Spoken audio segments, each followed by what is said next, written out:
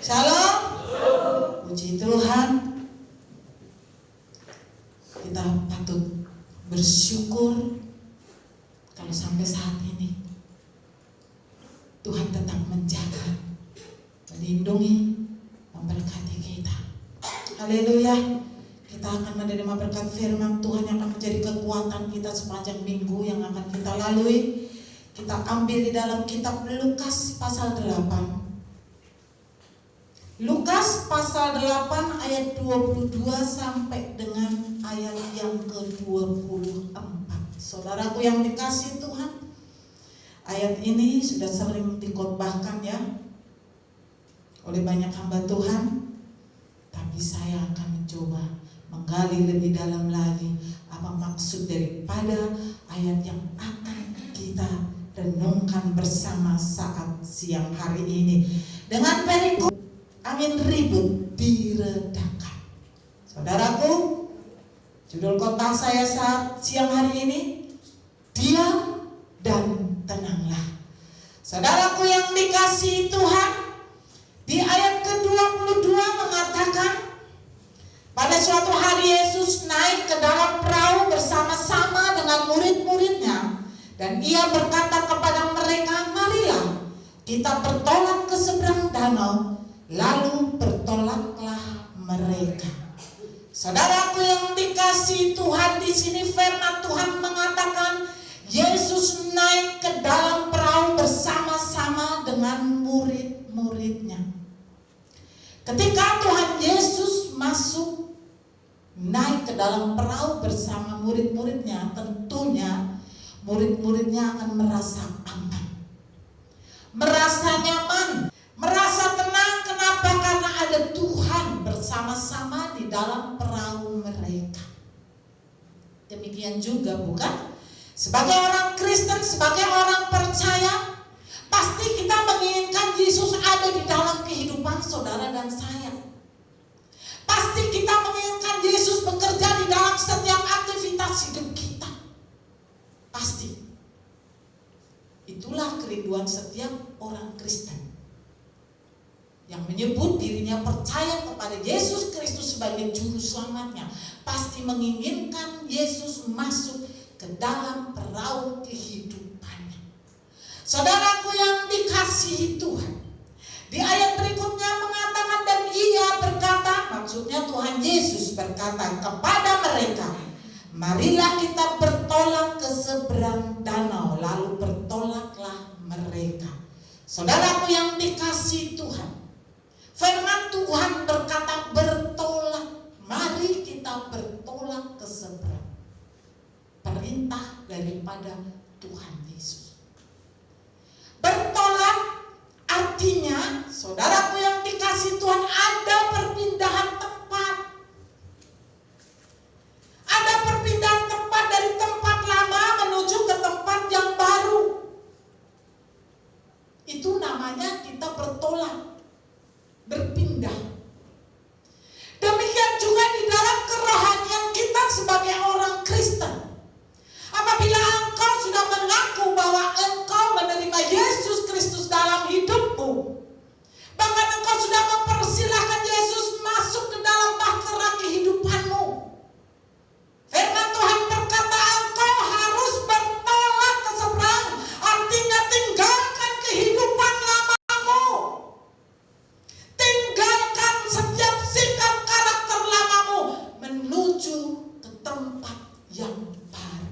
Artinya kehidupan yang baru yang tentunya bersama dengan Tuhan. Saudaraku yang dikasihi Tuhan, Tuhan mau masuk di dalam setiap pribadi-pribadi orang yang percaya. Tetapi Tuhan tidak mau kalau kita hanya tinggal diam, berdiam di tempat. Artinya kita tidak mau tinggalkan hidup lama kita. Tuhan tidak mau, makanya Tuhan perintahkan.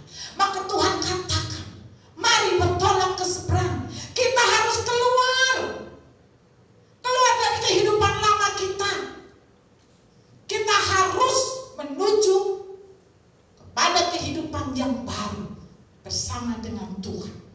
Saudaraku yang dikasihi Tuhan, kita harus bergerak. Kita harus bergerak maju.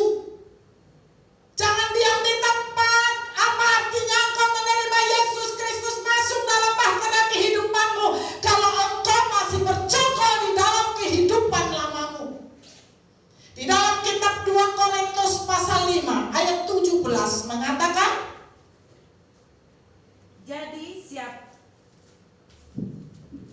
Jadi siapa yang ada di dalam Kristus, ia adalah ciptaan baru. Yang lama sudah berlalu, sesungguhnya yang baru sudah datang. Haleluya.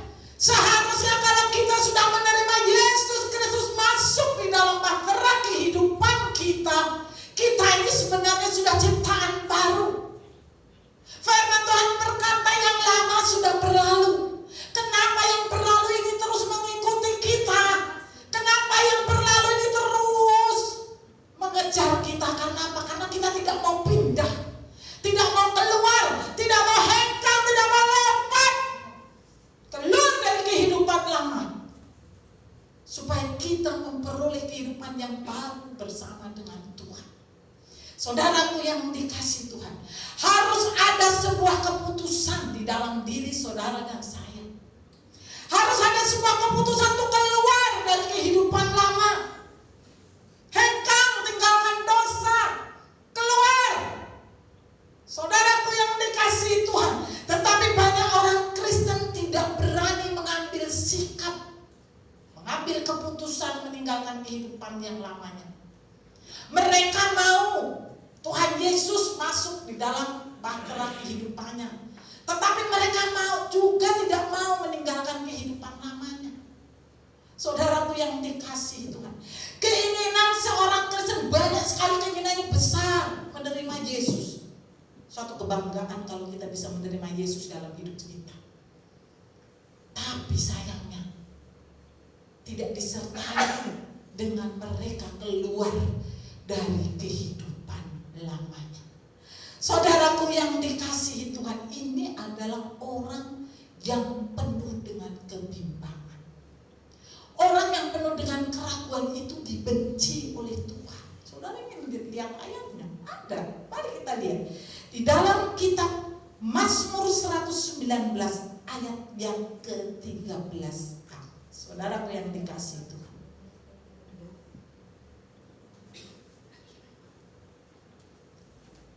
Mazmur 119 ayat yang ke-13a.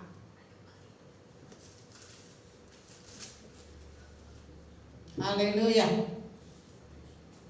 Ia mendudukkan perempuan yang mandul itu. Mazmur 119.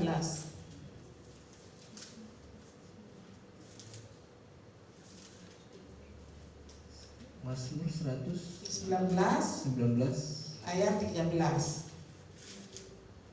Dengan bibirku aku menceritakan segala hukum yang kuucapkan.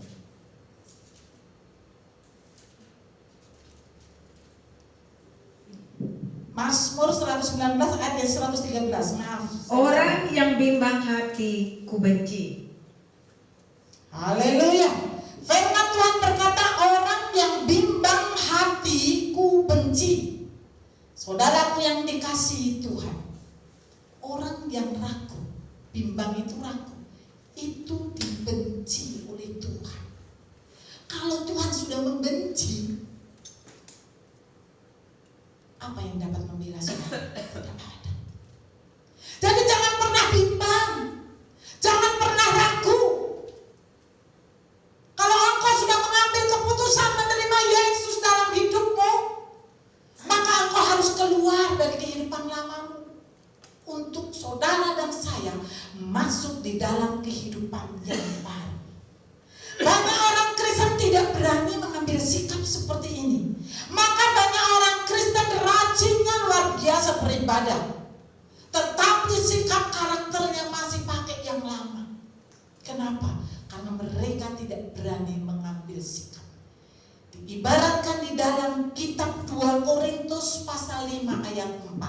Sebab selama masih diam di dalam kemah ini, kita mengeluh oleh beratnya tekanan, karena kita mau mengenakan pakaian yang baru itu tanpa menanggalkan yang lama, supaya yang fana itu Haleluya.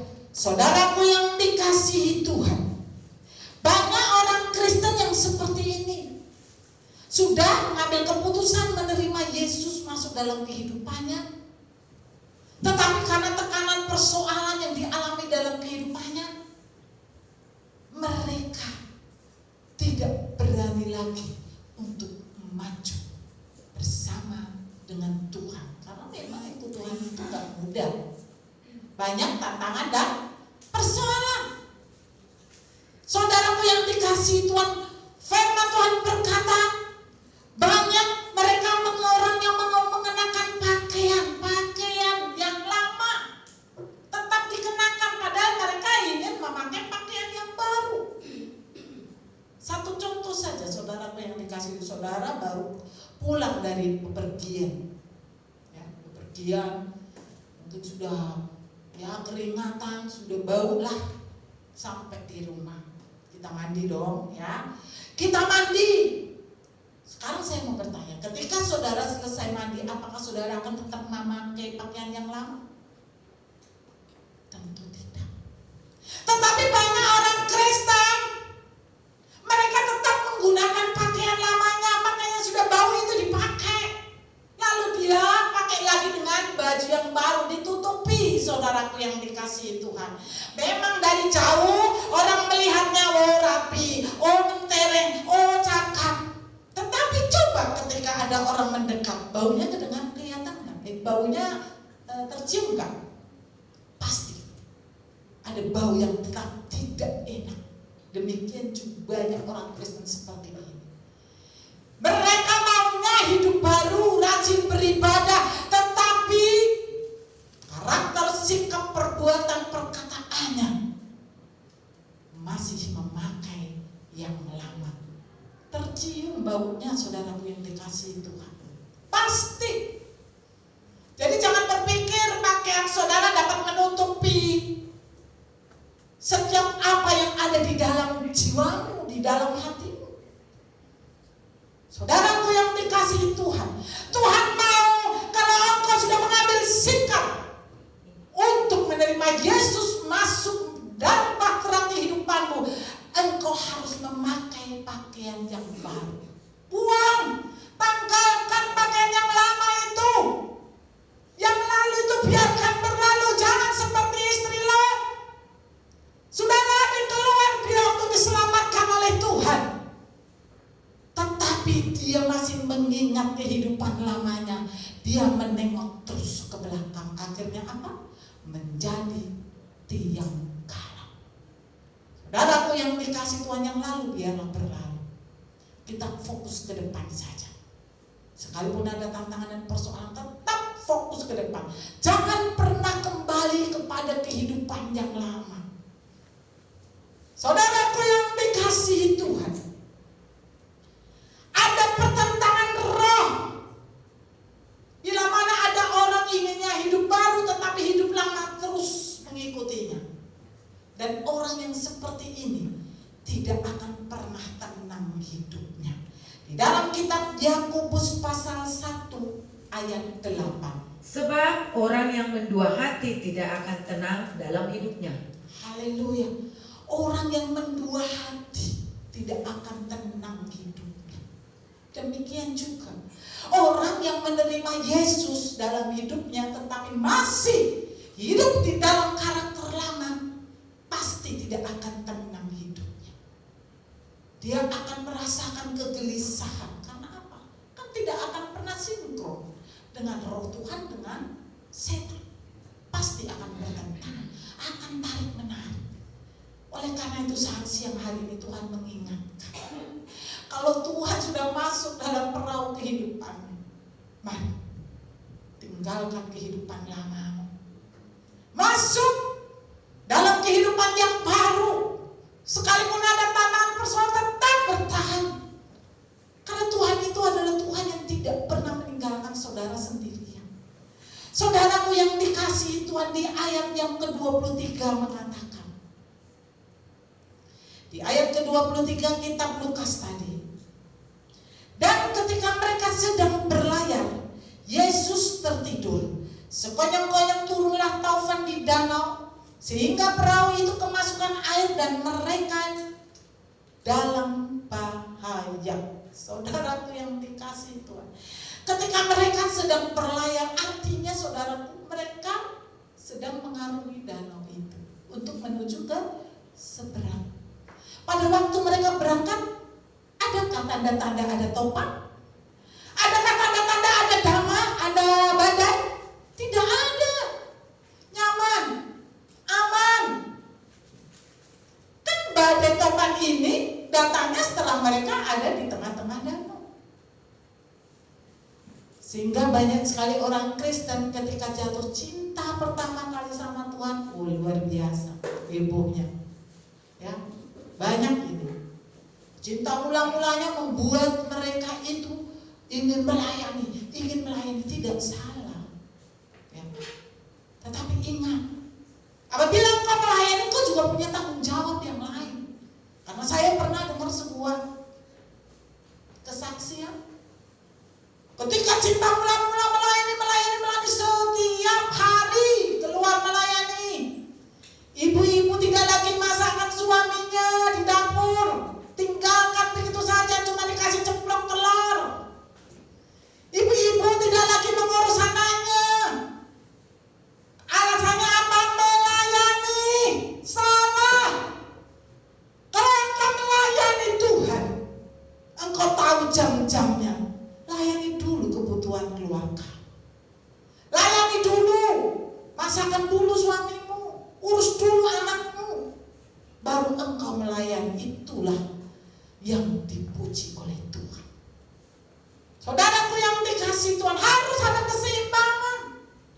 Kalau engkau melayani tanpa memperdulikan rumah tanggamu, keluargamu, anakmu, berarti engkau akan menjadi batu sandungan bagi keluargamu. Akhirnya apa keluargamu? Melayani, tapi nggak diurus, rumah berantakan. Akhirnya apa? Terjadi pertentangan. Saudaraku yang dikasihi Tuhan, Tuhan mau kita melayani, tetapi dengan cara yang tepat, dengan cara yang benar, dengan cara apa yang dikehendaki Tuhan. Ada keseimbangan, bukan hanya sekedar melayani. Banyak kan orang Kristen seperti itu. Bahkan ada seorang gadis melayani karena terus melayani sampai makan saja tidak ngurus perutnya, sampai pingsan di jalan. Bayangkan saja, karena tidak makan, hanya pikirannya yang melayani. Salah. Kita harus urus diri kita juga. Cucian di rumah segunung nggak disentuh lagi, padahal biasanya dia harus cuci dulu sebelum waktu dia belum melayani. Tapi setelah melayani malah justru cucian segunung, ya udah salah. Saudaraku yang dikasihi Tuhan, Tuhan mau kalau saudara mengambil satu sikap untuk menerima Yesus dalam hidup saudara, saudara juga harus menjadi contoh, harus menjadi teladan bagi orang sekitar kita, bukan menjadi batu sandungan. Saudaraku yang dikasihi Tuhan, firman Tuhan berkata sedang berlayar perahu itu, artinya sedang menyeberang dari dosa, dari kehidupan lama masuk dalam kehidupan baru, di dalam arti kekristenan yang sesungguhnya. Saudaraku yang dikasihi Tuhan, ketika sedang berlayar, tadi saya katakan tidak ada tanda-tanda loh topan itu. Ketika sedang berlayar mengarungi danau itu, sekonyong-konyong, firman Tuhan berkata, datang topan. Sekonyong-konyong, tiba-tiba datang persoalan, datang tantangan yang tidak pernah dipikirkan, yang tidak terprediksi. Saudaraku yang dikasihi Tuhan, kalau ada tantangan yang dapat kita prediksi, kita sudah antisipasi dong. Tetapi justru tantangan itu sering datangnya tiba-tiba, sehingga membuat kita kaget. Seperti murid-murid Yesus, mereka terkaget dan mereka juga menjadi takut. Kenapa? Karena airnya sudah mulai masuk ke dalam perahu itu. Kalau air sudah masuk ke dalam perahu itu satu bahaya yang besar, karena perahu itu akan bisa tenggelam.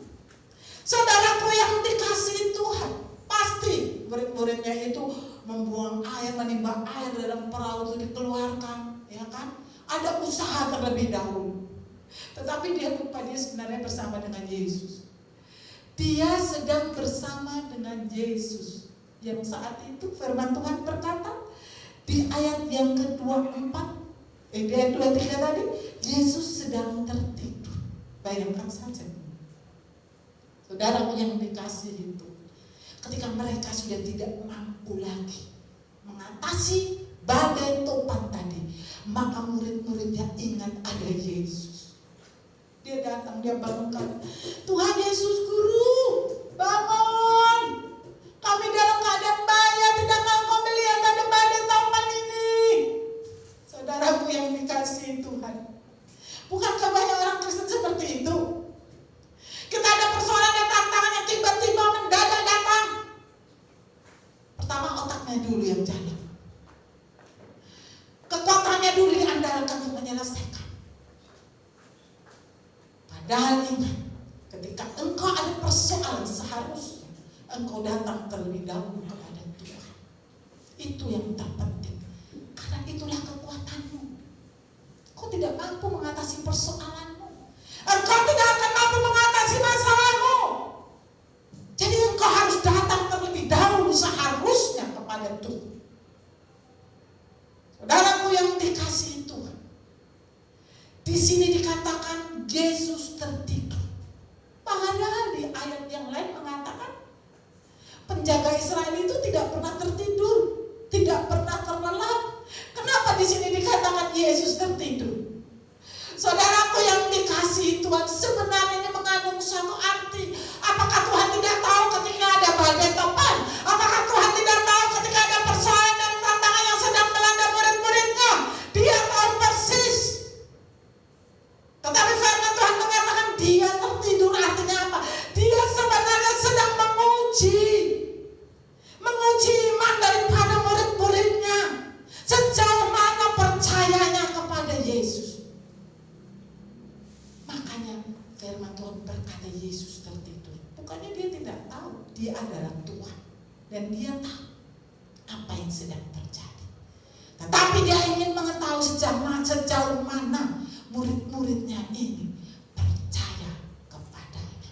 Sekalipun murid-muridnya itu terus bersama dengan dia, melihat banyak tanda-tanda heran, melihat banyak mujizat, tapi ternyata mereka pun masih belum percaya. Mungkinkah perahu itu hancur tenggelam kalau Yesus ada di dalamnya?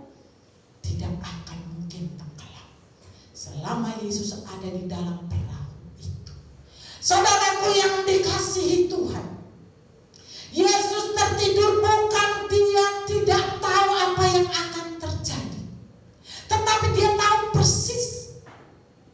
Dia ingin melihat bagaimana reaksi saudara dan saya ketika menghadapi persoalan yang tiba-tiba.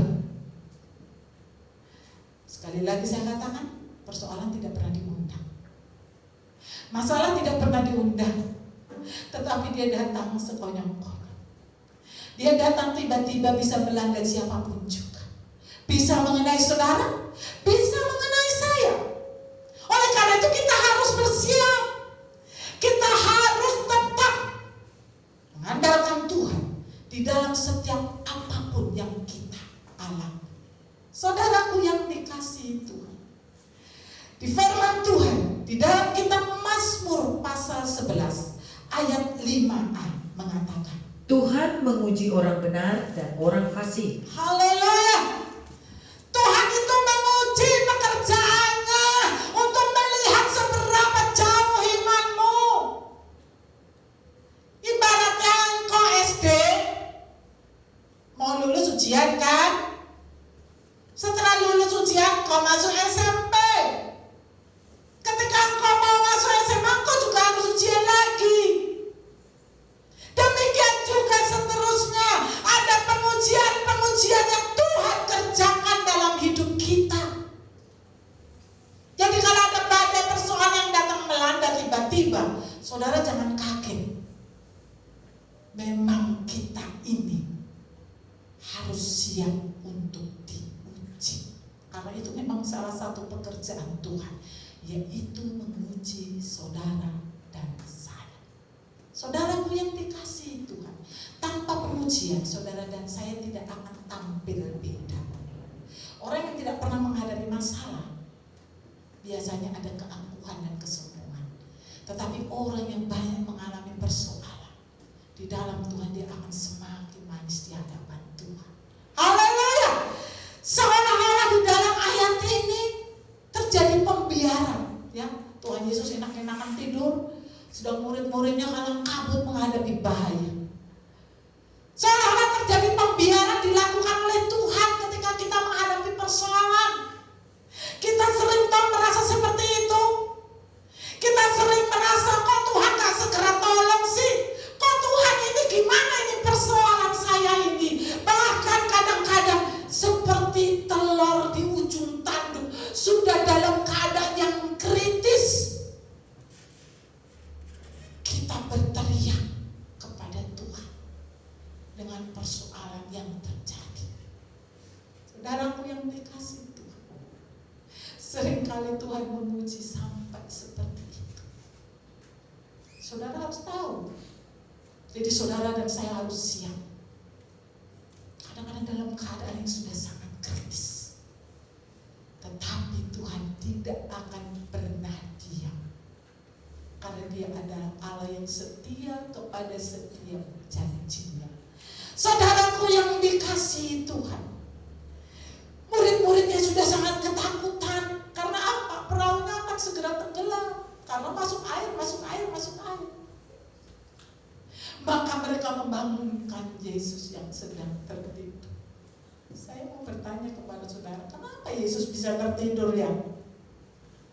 Kenapa Yesus bisa tertidur? Karena tidak ada yang ngajak ngobrol dia. Tidak ada yang mengajak atau sharing dengan dia. Murid-muridnya asik dengan pekerjaannya sendiri. Yesus hanya diam sehingga Yesus tidur. Saudaraku yang dikasihi Tuhan, sering orang Kristen melakukan pembiaran hubungannya dengan Tuhan dengan tidak pernah membangun komunikasi dengan Tuhan. Ya kan? Ya hidup gitu saja. Bangun pagi, mengerjakan aktivitas biasa saja.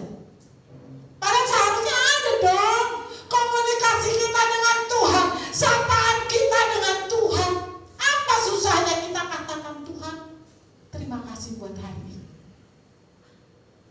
Apa sulitnya kita katakan terima kasih Tuhan buat nafas kehidupan ini? Terima kasih Engkau sungguh baik. Saudaraku yang dikasihi Tuhan, banyak orang Kristen tidak melakukan ini. Mereka melakukan pembiaran sekalipun ada Yesus di dalam dirinya, tetapi tidak pernah membangun komunikasi yang baik dengan Tuhan. Maka di sini dikatakan Yesus tertidur. Gak ada yang ngajak ngobrol. Kalau ada orang yang ngajak ngobrol kita, pasti ya sampai tengah malam pun kita nggak tidur kan? Kita akan ngobrol. Tetapi kalau nggak ada yang ngobrol sama kita, ya biar sore juga kita sudah tidur kan? Nah, tidur. Kenapa? Gak ada yang ngajak ngobrol. Gak ada yang ngajak ngobrol. Harus dong ada komunikasi kita dengan Tuhan setiap hari. Memang Tuhan itu tidak kelihatan, tetapi rohnya ada dan melihat saudara dan saya. Oleh karena itu saat siang hari ini mulailah bangun hubunganmu dengan Tuhan. Dengan kata-kata yang manis yang menyenangkan hati Tuhan ketika engkau mulai bangun pagi. Ku naikkan syukurku buat hari yang Kau beri, tak habis-habisnya kasih dan rahmat-Mu. Saudaraku yang dikasihi Tuhan, kenapa tidak ada ucapan syukur kita setiap hari dengan nafas kehidupan yang sudah dianugerahkan kepada kita?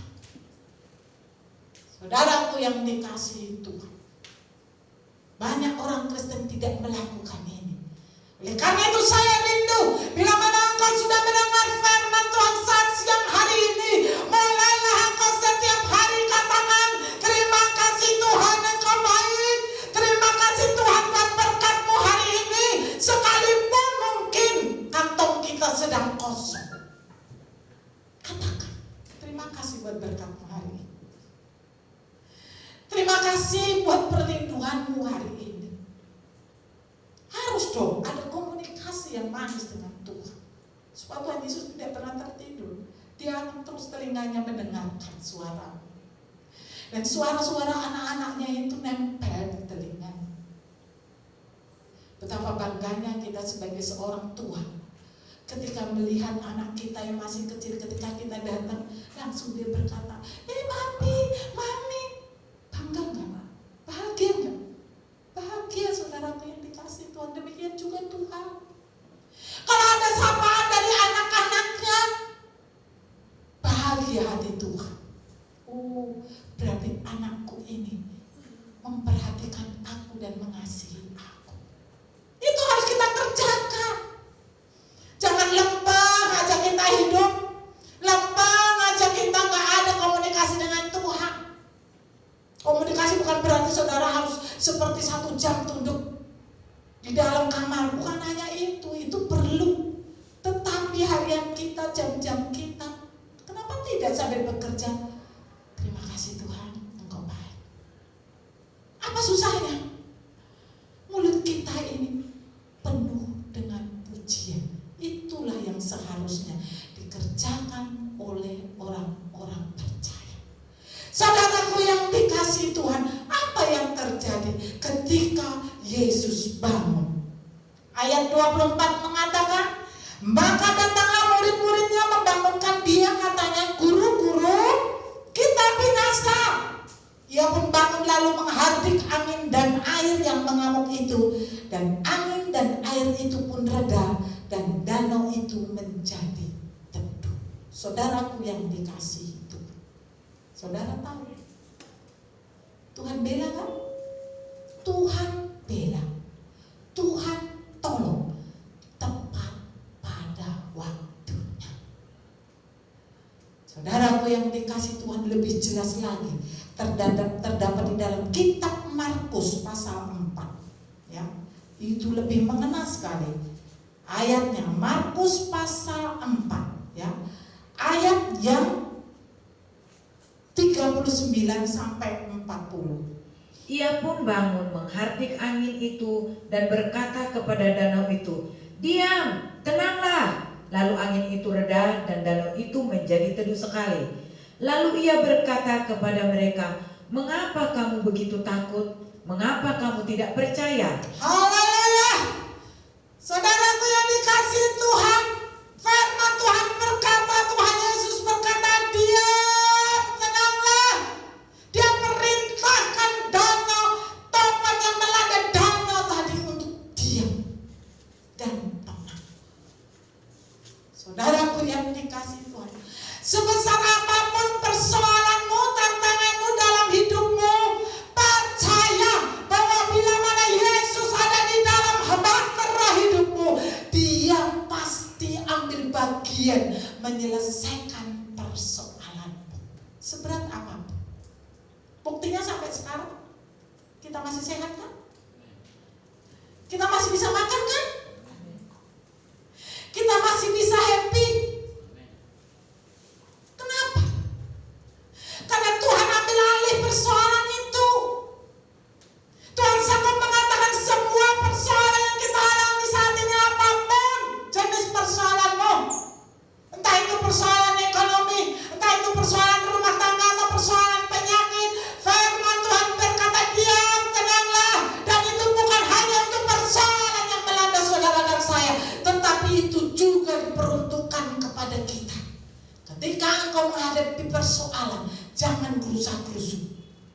Ketika engkau menghadapi tantangan, jangan langsung seperti orang yang tidak punya Tuhan.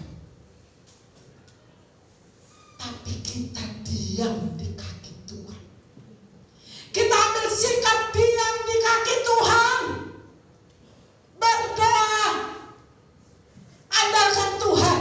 Maka firman Tuhan di ayat ke-46 mengatakan,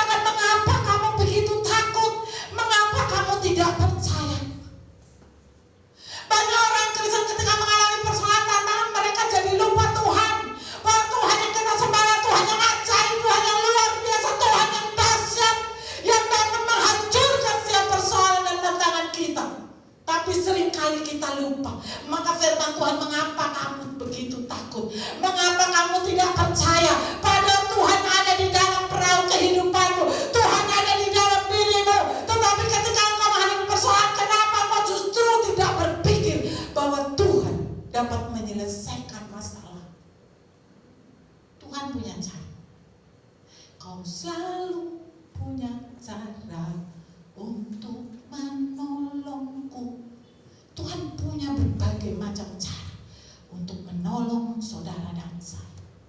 Maka firman Tuhan saat siang hari ini mengatakan, walaupun ada persoalan dan tantangan, saudara harus diam di kaki Tuhan. Tenang, gak usah kita keluarkan kepada orang lain. Diam, ceritakan kepada Tuhan dan kepada hamba Tuhan saja yang dapat membantu engkau dalam doa. Saudaraku yang dikasihi Tuhan, ingat satu hal yang menjadi pesan saya saat siang hari ini. Ketika engkau menerima Yesus masuk dalam perahu kehidupan, bukan berarti semuanya beres. Bukan berarti tidak ada tantangan.